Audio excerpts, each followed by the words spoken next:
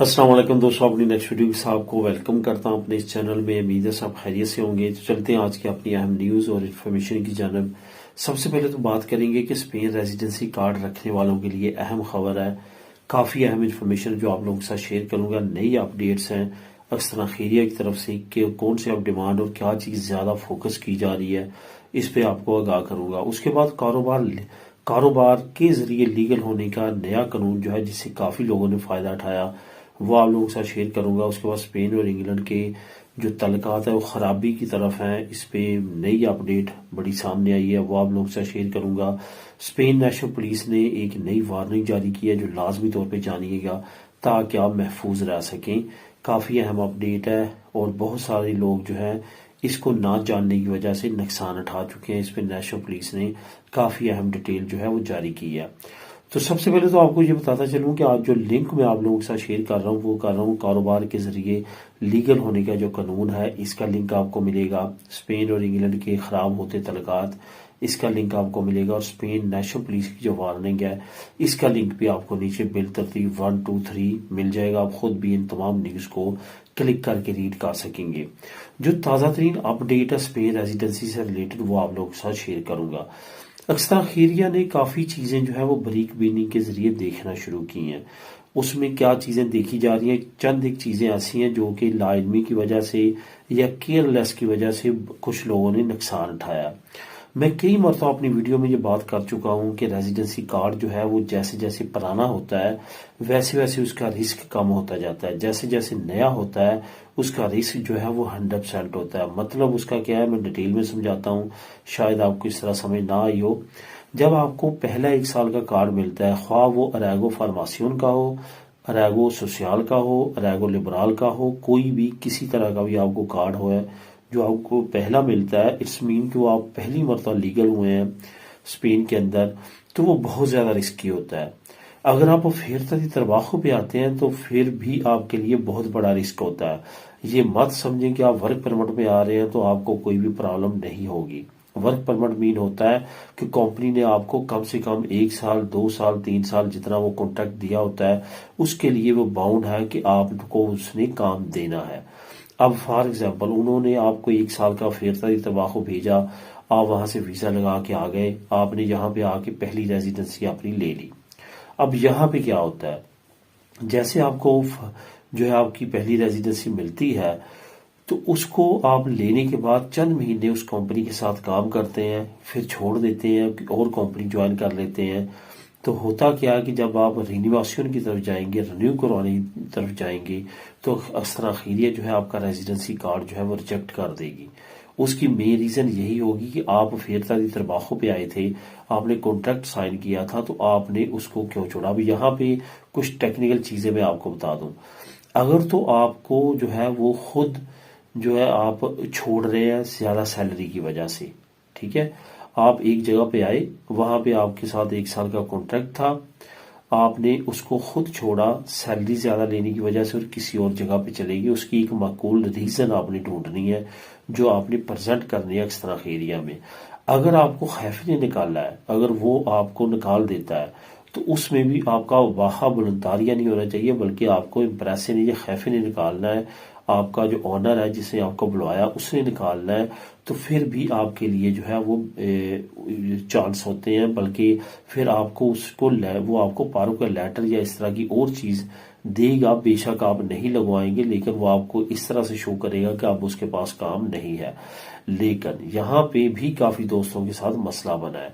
Main और सबसे safe चीज क्या है, सबसे सेफ ये है कि जैसे तैसे करके 1 साल का जो वो पहला कार्ड आपको मिलता है वो उसी के साथ कंप्लीट करें जिसने आपको कॉन्ट्रैक्ट दिया है। जिन लोगों के साथ ये मसला चल रहा है वो उनके लिए बड़े मसले बन रहे हैं, उनकी कार्ड रिजेक्ट हो रहे हैं, वो दोबारा कोई अरेगो फार्मासियन की अरेगो सोशल की अपीलों की तरफ जा रहा है, क्योंकि बहुत सारे लोग जो है ऐसे फ्रॉड में भी पाए जाते हैं कि जो कंपनी को बनाते इसलिए कि वो कॉन्ट्रैक्ट सेल कर सकें, और इस तरह की काफ़ी जो है मसले मसाइल ऑल ओवर द स्पेन की एक्सतरा एरिया भी सामने आ रहे हैं और काफ़ी कमेंट मुझे भी आ रहे हैं। इस वजह से मैंने ज़रूरी समझा कि आप लोगों के साथ लाजमी तौर पे ये इन्फॉर्मेशन शेयर करूं कि इस पे आपने वाकया ही भी केयरफुल रहना। वो लोग जो पहले कार्ड ले रहे हैं और वो खैफे जो कॉन्ट्रैक्ट सेल कर रहे हैं दे रहे हैं, उनको अब केयरफुल रहने की ज़रूरत है, کیونکہ اب قانون پہلے جیسے نرم نہیں رہے۔ اس کے ساتھ ساتھ جب آپ کو آگے 2 سال کے پھر 5 سال کے وہ ملتے ہیں، وہ بھی جو ریکوائرمنٹ ہے، اگر 2 سال کی ملتی ہے 1 سال لازمی آپ نے کام کرنا ہے، اگر دوسری 2 سال کی ملتی ہے اس میں بھی 1 سال کام کرنا۔ آگے جب آپ نے پرماننٹ لینی ہے اس کے لیے کانٹریکٹ کی ضرورت تو نہیں پڑتی، لیکن جب پرماننٹ آپ کے پاس آ جاتی ہے تو پھر بھی بالکل اس کو آپ نے لاوارث نہیں چھوڑنا، اس پہ کام کرتے رہنا ہے اور اس کو چلاتے رہنا، ٹیکس جاتا رہنا چاہیے آپ کا، تاکہ آپ کا کیس جو ہے وہ جہاں پہ مضبوط رہے۔ بے شک پی آر کے بعد بھی آسانی کے ساتھ آپ کے پیپر ریجیکٹ نہیں کر سکتا اور نہ ہی آپ کو پھر دوبارہ کانٹریکٹ کی ضرورت پڑتی ہے، لیکن کافی چیزیں جو اکاؤنٹ کی جاتی ہے، خاص طور پہ جب آگے آپ چلیں گے، آپ فیملی اپلائی کریں گے، نیشنلٹی لیں گے، باقی پروسیس کریں گے، اس میں کافی چیزیں آپ کی جو ہے دیکھی جاتی ہے۔ آپ کا ویزا لبرال کافی زیادہ امپورٹنس رکھتا ہے۔ اب دوستوں بات کرتے ہیں کہ کاروبار کر کے لیگل ہونے کا جو قانون ہے وہ کیا ہے۔ اصل میں اسپین نے آج سے چند سال پہلے ایک نیا قانون متعارف کروایا تھا کہ اگر آپ ملک سے باہر بھی ہیں اور اسپین کے اندر آپ کاروبار کرنا چاہتے ہیں آٹونومو پہ، تو غیر ملکیوں کے لیے، اکثر خیروں کے لیے یہ قانون تھا اور بے شمار لوگوں نے اس سے فائدہ بھی اٹھایا۔ اب بہت زیادہ امید کی جا رہی ہے کہ یہ جو اکثر خیریہ کے قوانین میں ترمیم کرنے جا رہی ہے حکومت، اس میں کافی نئی اپڈیٹ اور کافی اچھی اپڈیٹ آئے گی۔ کچھ نئے اعداد و شمار حکومت نے جاری کیے ہیں کہ بہت سارے لوگوں نے اس قانون سے فائدہ اٹھایا اور اپنی آٹونومو بنائی ہے۔ آٹونومو بنانے کے بعد انہوں نے یہ تمام پروسیس کیا ہے اور آگے آپ پیپر اپنے لے کے چل رہے ہیں، یعنی کہ ریزیڈنسی کارڈ لے کے چل رہے ہیں۔ اس سے یہ ثابت ہوتا ہے کہ یہ بھی ایک وے ہے جس کو آپ یوز کر سکتے ہیں۔ وہ لوگ جو یہاں پہ ریگو سوسیال یا اس طرح کا اور پروسیس کرتے ہیں جیسے ریگو فارماسیون ہے، وہ اس پروسیس کی طرف بھی آ سکیں گے۔ مزید اس میں ترمیم کے بعد آسانی کی امید ہے۔ اس وقت بھی یہ قانون رائج ہے، لیکن اس میں کافی زیادہ جو ہے وہ ایک تو اماؤنٹ بڑی درکار ہے، دوسری بات یہ کہ کافی زیادہ کمپلیکیٹڈ ہے۔ کبھی بہت زیادہ آسان ہوا کرتا تھا جب لوگوں نے کافی زیادہ فائدے اٹھائے، لیکن اب تھوڑا سا اس کو کمپلیکیٹڈ کر دیا گیا، لیکن کافی لوگ، خاص طور پہ ساؤتھ امریکن لوگ، ابھی بھی اس قانون سے فائدہ اٹھا رہے ہیں۔ اسپین اور انگلینڈ کے تعلقات جو ہے وہ خرابی کی طرف جا رہے ہیں۔ اس کی تازہ ترین مثال جو ہے وہ ملی ہے سیویا میں۔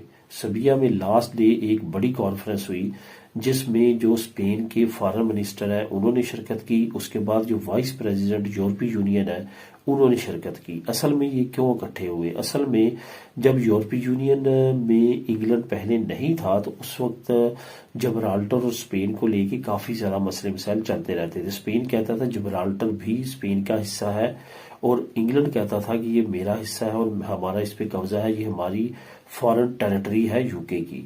تو اس پہ اب کافی زیادہ جو ہے وہ مسئلے مسائل رہے ہیں۔ اب یورپی یونین سے نکلنے کے بعد یہ مسئلہ دوبارہ سر اٹھا رہا ہے۔ اسپین کہہ رہا ہے کہ جبرالٹر جو ہے وہ اسپین کا حصہ ہے، لیکن انگلینڈ اس پہ بازد ہے کہ وہ یو کے کی ہی ٹیریٹری ہے۔ اب اس پہ وائس پریزیڈنٹ نے ایک اور بیان دے دیا اور اس نے کہا ہے کہ یہ جو اصل میں ٹیریٹری ہے یہ اسپین کی ہے، یہ یورپی یونین کی ہے۔ انگلینڈ اتنی دور آ کے یورپی یونین کے خطے پہ قبضہ کیے بیٹھا ہے۔ اس سے یہ ثابت ہوتا ہے کہ آنے والے وقت میں یو کے اب بریکسٹ ہو چکا ہے، یورپی یونین سے باہر ہو چکا ہے۔ جبرالٹر کی وجہ سے یو کے اور اسپین کے تعلقات دوبارہ خراب ہو سکتے ہیں، سیم اسی طرح جس طرح یہ پہلے یورپی یونین کے ممبر نہیں تھے تو اس وقت بھی ان کی چھوٹی موٹی جھگڑیں جو جھڑپیں تھیں بارڈر پہ ہوتی رہتی تھیں، لیکن اب وہ تو توقع نہیں کی جا سکتی، لیکن سفارتی جنگ شروع ہو سکتی ہے، کیونکہ اسپین بھی پیچھے نہیں ہٹ رہا کہ جبرالٹر اس کا حصہ نہیں ہے اور یو کے بھی اس کو چھوڑنے پہ رضامند نہیں ہے۔ نئی اپڈیٹ آنے والے وقت میں آ سکتی ہے۔ یو کے لیے بڑے مسئلے یورپی یونین کی طرف سے جبرالٹر کی صورت میں سامنے آ سکتے ہیں۔ اب دوستوں بات کرتے ہیں آخر میں پولیسیا نیشنل اسپین کی۔ انہوں نے ایک بڑی وارننگ جاری کی ہے، جیسے کہ میں نے بھی ریسنٹلی آپ لوگوں کے ساتھ جابس شیئر کی تھیں، کبھی مرکادونا کی، کبھی مختلف جابس، لیکن یہ جاب جو میں ابھی ذکر کرنے لگا ہوں یہ کچھ اور کیٹیگری کی ہے۔ یہ وہ کیٹیگری ہے جس میں آپ کو ایسی ایسی چیزیں بتائی جاتی ہیں جو انبلیویبل ہوتی ہیں۔ آپ کو کہا جاتا ہے کہ آپ کو اتنی تنخواہ ملے گی، کوئی ایکسپیرینس کی ضرورت نہیں ہے، کوئی کچھ اس طرح نہیں ہے۔ وہ آپ کو خواب دکھا کے آپ سے کلک کرواتے ہیں۔ یہ خاص طور پہ ٹک ٹاک پہ بہت زیادہ عام ہے۔ ٹک ٹاک کیونکہ اب فراڈ کرنے میں بھی کافی پیش ہے، تو وہیں پہ پولیسیا نیشنل نے یہ اناؤنس کیا ہے کہ کوئی بھی ایسی ایڈ جو آپ کو انبلیویبل لگے جاب کے، اس پہ بالکل بھی کلک نہ کریں۔ اگر وہ آپ سے آپ کی کوائف مانگتے ہیں یا آپ کو کہتے ہیں کہ اس لنک پہ کلک کریں، تو اس پہ کبھی بھی لنک کلک نہ کریں، کیونکہ اگر آپ کلک کریں گے تو آپ کا سسٹم ہیک کر لیا جائے گا اور آپ کے سسٹم کی تمام انفارمیشن جو ہے وہ چوری کر لیں گے اور اس سے وہ فائدہ اٹھائیں گے، یعنی کہ آپ کے بینک اکاؤنٹ سے رقم جو ہے وہ چوری کر سکتے ہیں۔ اس وجہ سے بہت زیادہ کیئرفل رہنے کی ضرورت ہے، اور اس نیوز کا لنک بھی میں نیچے دے رہا ہوں، لنک نمبر 3، آپ اس کو خود بھی کلک کر کے ریڈ کر سکیں گے۔ ملیں گے نیکسٹ ویڈیو میں نئی اپڈیٹس کے ساتھ۔ اللہ حافظ۔